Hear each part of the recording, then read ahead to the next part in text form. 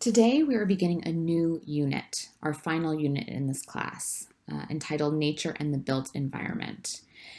In this final section, we will take a closer look at representations of nature as well as constructions of the built environment, billboards, memorials, architectural spaces.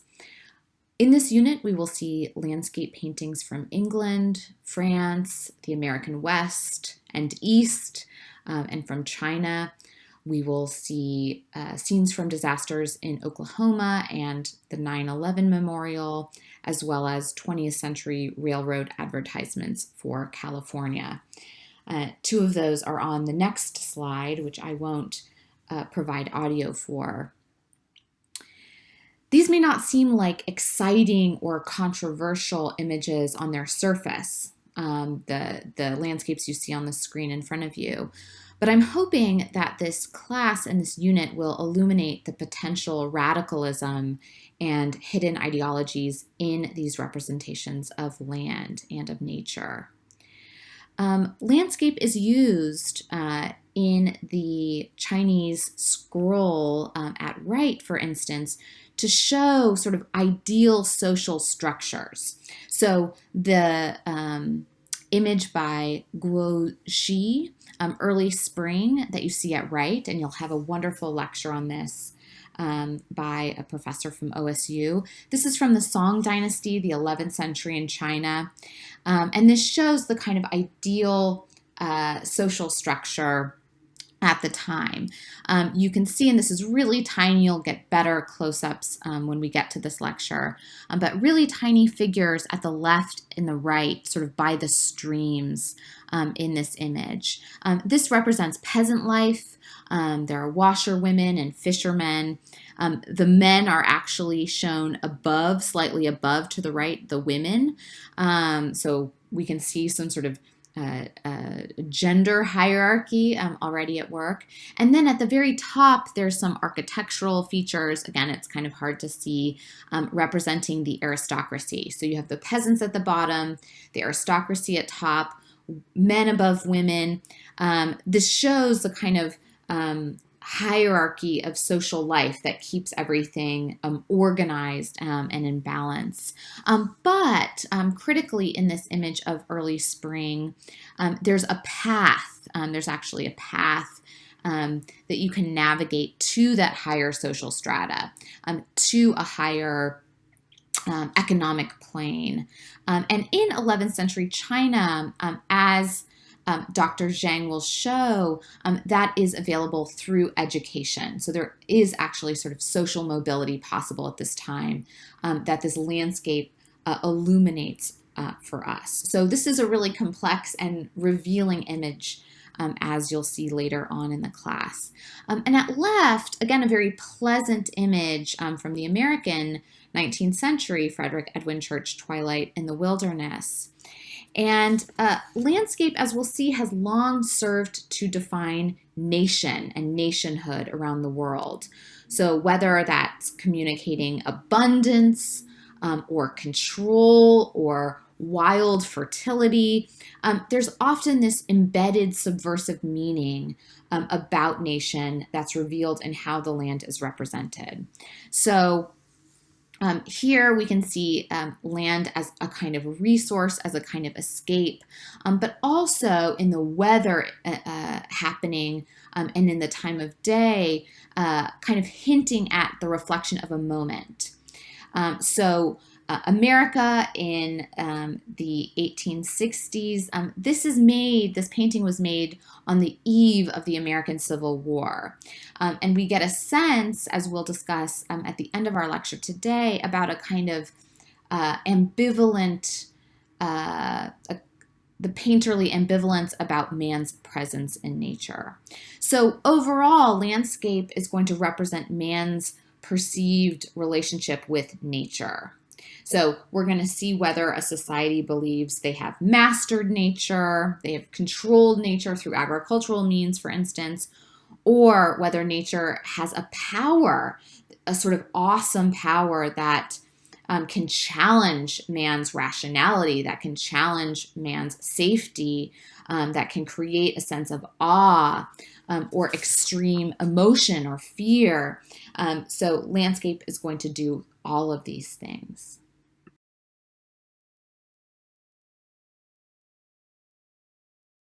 Now we'll start with a contemporary example, a recent painting by a local Oklahoma artist, just to communicate what kind of messages artists can communicate about a place through landscape. And just to define landscape, landscape paintings are usually paintings where most of the real estate of the painting is dedicated to the land. So there might be human figures. In this case, there are no human figures, but those human figures are really small, small fractions of the overall painting. And the land, the sea, the sky, the air is going to dominate the real estate of the canvas. In any case. Here, how is Oklahoma represented by the local artist Ron Lace? Well, we have this vast land, right? Sort of vast space, a lot of space between people, a lot of space between buildings. So Oklahoma is represented as having this incredible agricultural potential, right? And space is really valued here. There's plains and fields in front of us, these sort of golden fields in front of us. And then in the middle ground, this sort of greenery that acts maybe as a boundary, right, between spaces of land. So there's this expansive, extensive land, but it's organized, right? We see a fence, we see the sort of boundaries of these trees, and so the land is organized, and the people, by implication, are also quite organized. Again, in the left middle ground, we have that solitary barn. So the land, the space is represented as being productive, right? That implies agriculture. It's productive, it's neat. And that barn, which all of us looking at it can recognize as quite a big barn, it's a monumental building. It's represented quite small, right? So that shows you the really monumental scale of the land around it, right? So Oklahoma is being represented as productive, right, as having a lot of potential, as being organized, but also as having quite solitary people, right? This is not a barn sort of integrated into a broader community, or there's not lots of buildings, but there's plenty of room for people to cultivate the land in their own lots, right? Sort of in a solitary way. So just in this contemporary image, an image you might have in one of your homes, not a terribly expensive or important work, we can see that representations of nature are ways for artists to insert ideology about a nation or a place. So a way to embed values, to communicate values through the land. So nature can be productive and organized, but it can also be terrifying, right? Represent these terrifying natural forces, irrational forces, right? If man can be rational, as we saw in Ron Lace's painting, the weather is not, as us Oklahomans know, right? Nor are animals, oceans, waterfalls. All of these are irrational forces that sort of butt up against man's rationality. So this is a photograph that I found by just a photographer, a National Geographic photographer that I follow on Instagram, a storm chaser. And here we have that kind of agricultural building again, right? A silo, a set of silos in this instance, like the barn in Ron Lace's painting. And this again is represented as small. But instead of showing the vastness of potential land, this shows how small and fragile man is compared to the awesome forces of nature. And I say awesome here as, inspiring awe, right? Inspiring a sort of awestruck reaction here. So that silo is quite threatened, right, by the swirling storm racing in at left. So that silo, that little building, becomes a monument really to man's folly, right? To the sort of fragility and folly of man trying to occupy space, trying to add rational systems to a place that has this kind of weather. And here we're seeing a photograph, which we haven't seen that often in this class. But I'll just note here that photographs, though they document the world, they can still be used to communicate ideology, right? They can still be used to communicate specific values. We've seen this in the Rich Kids of Instagram photo, of course, but we'll also see this in Allison Field's upcoming lecture, where we'll see photographs of disaster sites in northeastern Oklahoma, and also from memorials of disaster. We can see many of these values of personal identity and national identity, class identity communicated in Thomas Gainsborough's incredible painting, Mr. and Mrs. Andrews, from the 18th century. This was produced in England. So we're moving back in time a bit from our Instagram storm chasers. But this is a painting of a young squire and his wife. They were newly married. We see Mr. Andrews standing, leaning on the bench, the iron bench that his wife is sitting on. He has a hunting rifle tucked beneath his right arm, a little hunting dog at his side. And beyond them, to the right side of the canvas, stretches their fertile farmland. So even though this is a portrait painting, a kind of wedding portrait, we classify it as a landscape painting because of the immense amount of land represented in this painting, the kind of real estate dedicated to the natural world here. And how is land used? Why include this much land in a kind of wedding portrait? That's what we're going to discuss. And I want to point you, as we begin this discussion, to the right foreground, where you see an emphasis on neatly gathered sheaves of wheat, right? And this kind of stubble of the wheat rows beyond them. So, and this is painted in incredible detail, really beautifully painted. So why, right? Why spend that kind of painterly energy, that time, right, representing this wheat field and this wheat? Well, this is to show the Andrews, the magnitude of their land, right? Their proprietary, claim that grants them their gentrified status. That means that land at this time was inherited in families, in a very rare and select group of families. This is the aristocracy. This is the landed class. So most likely, if you weren't born into the landed class, you could never work enough to afford to buy land of your own. Okay, so you have this class that has inherited land, and what this painting is trying to do is to kind of justify this young man's ownership of the land that was passed down to him. So this is all about property and one's right to property. And this sense of property even extends to his wife, to Mrs. Andrews, who's seated there. There's this kind of unfinished passage on her lap that's actually bare canvas in between her hands. It was supposed to be a dead pheasant, probably shot by her husband, right? He has that hunting rifle. And that's a kind of play, a kind of joke symbolizing that she, this young wife, has also been snared in the chase, right? That dating, that relationships are a kind of hunt, and she's been recently snared like that pheasant. Going beyond Mrs. Andrews' beautiful silk skirt, to the right, you see a little fenced off area. In the middle ground, you see little white dots representing sheep. That demonstrates that Mr. Andrews exploited advanced agricultural techniques, at this time fairly new techniques, such as crop rotation. Okay, so he's a modern farmer. This is the 18th century. A modern farmer practicing crop rotation, fencing off his land, letting sheep graze on it at certain points, shifting from wheat to other other agricultural staples.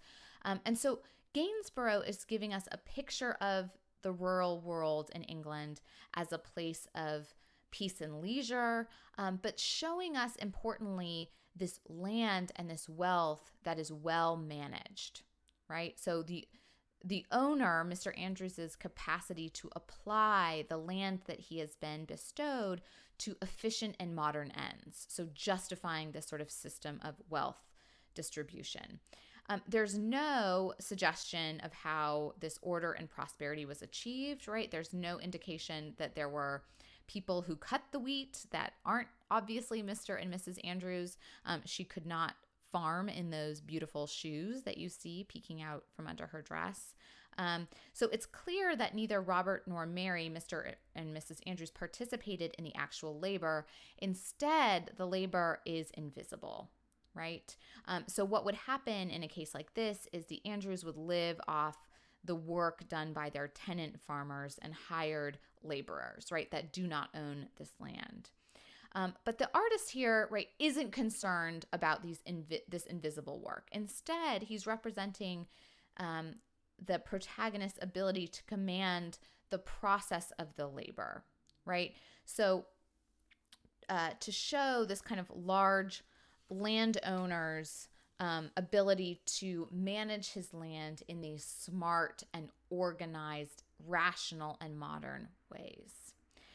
And this was a period, 18th century England, if we're talking about context, which witnessed the dramatic reorganization of society. So in the 17th and 18th centuries, England had an overwhelmingly rural population. Okay, so people, the majority of the population did not live in London, but lived in these kind of in the countryside. And in the 18th century, this problem, the agrarian problem, emerged. So land was concentrated more and more in the 18th century as a result of the enclosure movement in these giant farms run by the few wealthy aristocratic owners. And so small farms, peasants who owned or were tenants on smaller plots of land were pushed out, forced to go work in the new factories in the cities because of this enclosure movement, because of this concentration of land and wealth in the very few owners like Mr. Andrews. So Thomas Gainsborough, our artist, is painting this at a moment where there's really this sort of tension between the people who worked the land and owners like Mr. Andrews. And Gainsborough is really identifying with the interests of the upper class patrons, the people who would pay him to make paintings like this. He wanted to be part of that sort of nobility. So he doesn't criticize this new enclosure movement or identify the problems of pushing smaller farmers off of their land, but instead shows the kind of prosperity and modern techniques that could result from these few aristocratic owners being in charge. In the American context, landscape was one of the most important genres in painting, especially as the new nation was trying to establish its identity. And America, this is a painting by Thomas Cole, The View from Mount Holyoke After a Thunderstorm, otherwise known as the Oxbow, the kind of shortened version of the title of this painting. We're in 19th century America, so early America, and America did not have as strong of a tradition of other genres of painting. So that portrait of Louis XIV that we saw in France, the kind of mythological paintings, the paintings of ancient Roman history that were taking place in Europe that were considered the sort of most important paintings in Europe. in the American context, right, New Americans saw this country as not having a history, as sort of offering a fresh slate. So, of course, there were native peoples occupying the land before European settlers came, but they believed that America was a space that wasn't tinged with European associations of monarchy or luxury or Catholicism that we saw in something like Louis XIV's painting.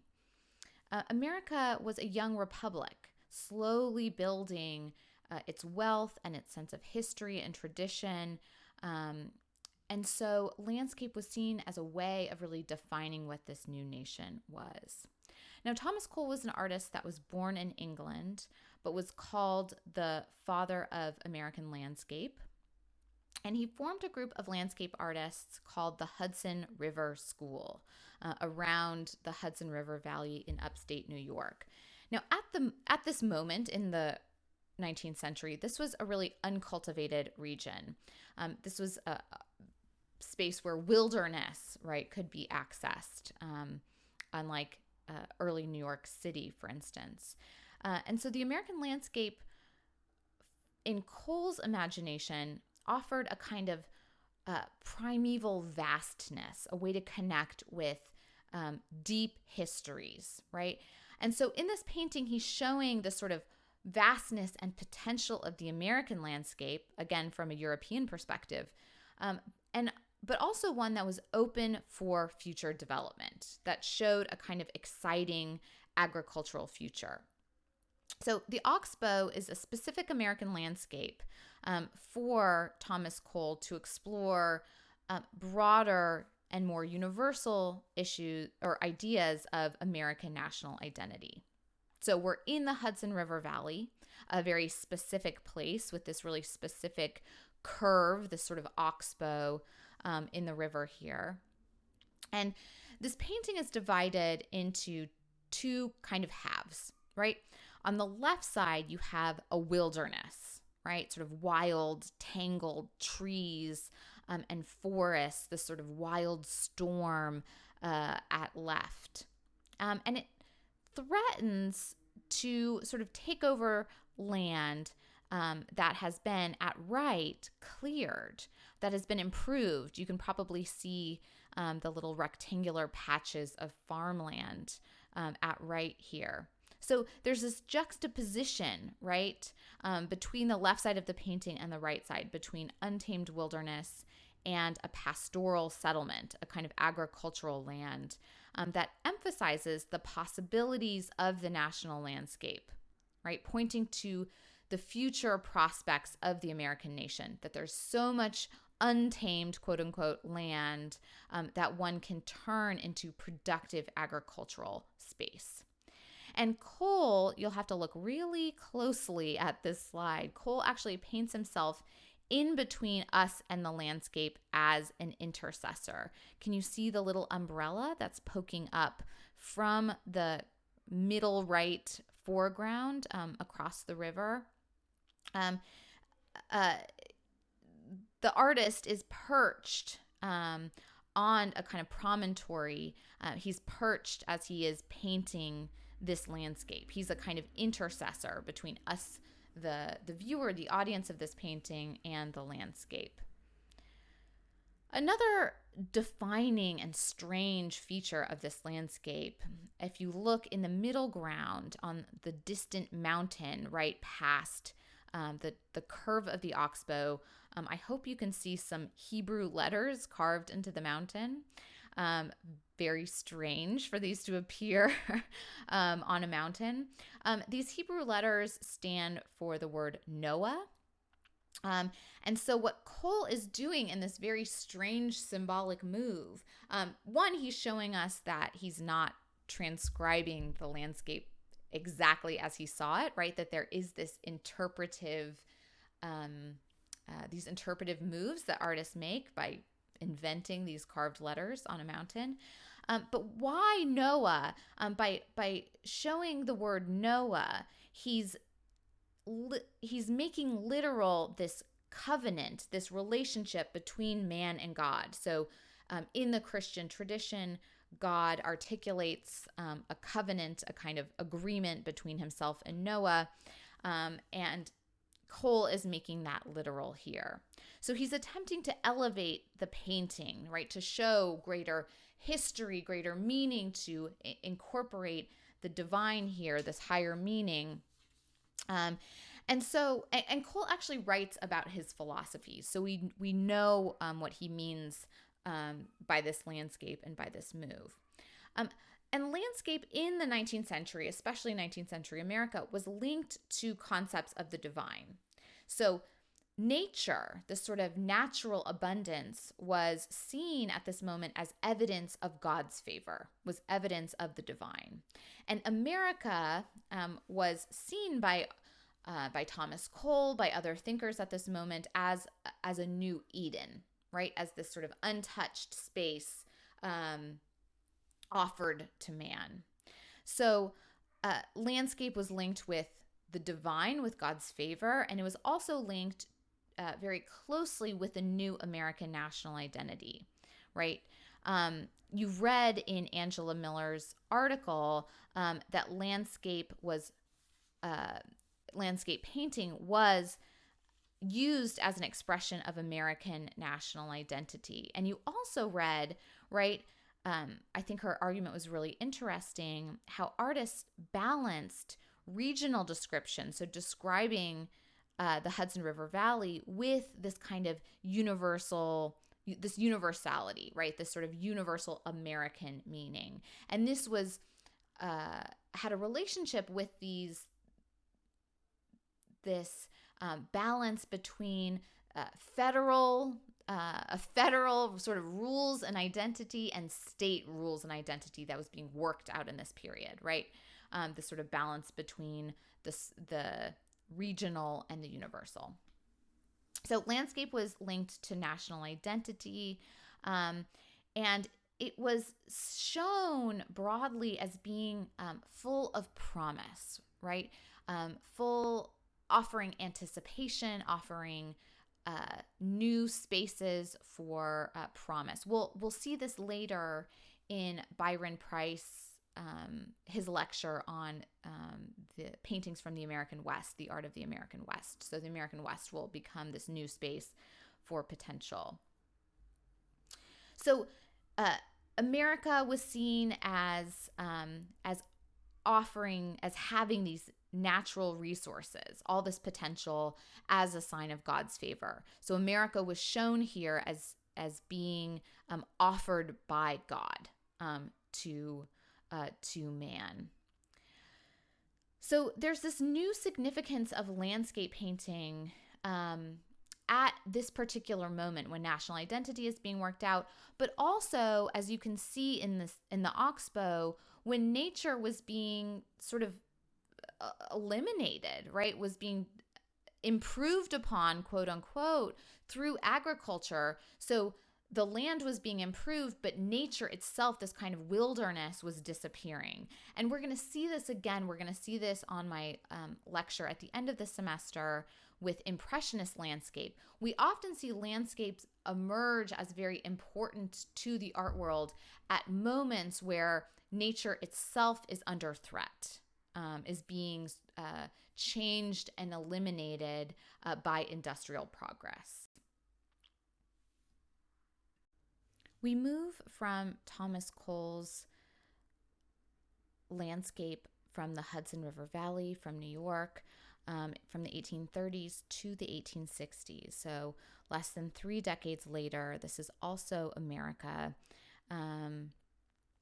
But it's a different kind of tone. It's a different kind of view than Thomas Cole's. We're not focused on agriculture here.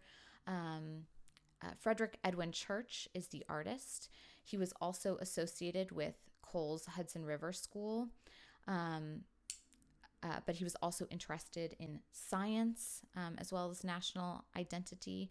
But here we have a landscape that's trying to achieve a tone. We're offered here a serene and quite a nostalgic view of America, of the American wilderness during a very tumultuous time in America's history. And again, specifically, we're in the American wilderness. This is not land that we see as being touched by the hands of man. There's no agricultural presence. There's no tiny artist, right, working at his canvas, no human figures at all. Instead, what we see is a raw, unmanicured vision of nature. And this lack of human figures is important here. There's a context for Church's decision to exclude human presence. So again, it's important often in art to think about what the artist is not showing, what the artist is eliminating or hiding. This was important in Thomas Gainsborough's painting of Mr. and Mrs. Andrews, right? He's not showing the workers, he's not showing the laborers who have been pushed perhaps out of their small farms at this sort of intense political moment in England. And here he's not showing the human figure at a moment where the human figure was extremely problematic, right, in American history. So this painting dates to the eve of the Civil War, before the war would begin, but when it felt quite imminent.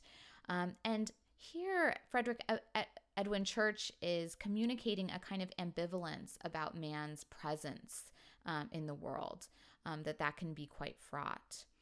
It was impossible, he felt, we can assume at this moment, to represent a nation through the human figure, which was so divided at this moment on the eve of war.